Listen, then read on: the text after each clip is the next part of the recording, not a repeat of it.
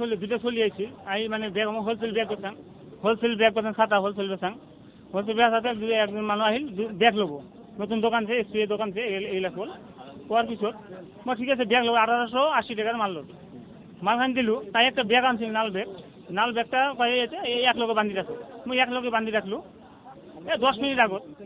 মাল লগে তাৰপিছত মানে আহিল পুলিশ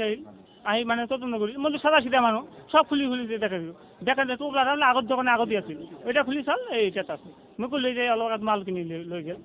ঠিক আছে অলপ আগত মাল লৈ গেল অলপ আগত 10 মিনিট আগত আছিল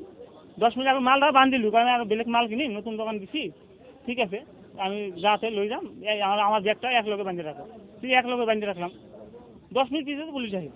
আমি তো তদন্ত করি বর্তমান সব করি মই সাদা সিধা আসি মনে কাস্টমারের ব্যাগ বেচা লাগছো আর আমার যে মানুষ আছে আমার লগত তাকে সব চেক করে দাও কি আছে আমার সাদা সিধা মানুষ আমি তো কোনো ঘুরফের নাই ব্যাগটা আগত আছিল বললাম যে এই মালটা আগত লল এই অলপ আগত লল তারপরে নাল ব্যাগটা আগে এইগুলা গাছ না কি ব্যাপার এইগুলা পাল মই তো এগুলো ঘুম না খান। আপনার নাম কি? আমার নাম জেরুল হক। আপনার ঘর কোথায়? বেহুলা পাড়া।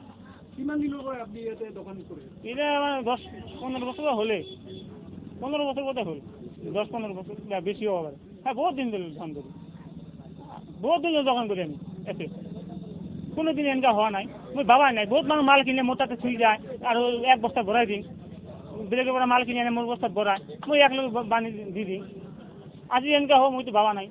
মই সাদা সিধা বলি আহিল মোর সাদা সিধা খুলিছি মানে ব্যাগ বেচা লাগতো মোর তো কি না পাবো নাই কিছু মোর তার এনেকা না জানো না এগুলা। যিকোনো খবৰৰ বাবে যোগাযোগ কৰক আমাৰ এই নম্বৰত 7099017330 আৰু 7099017110।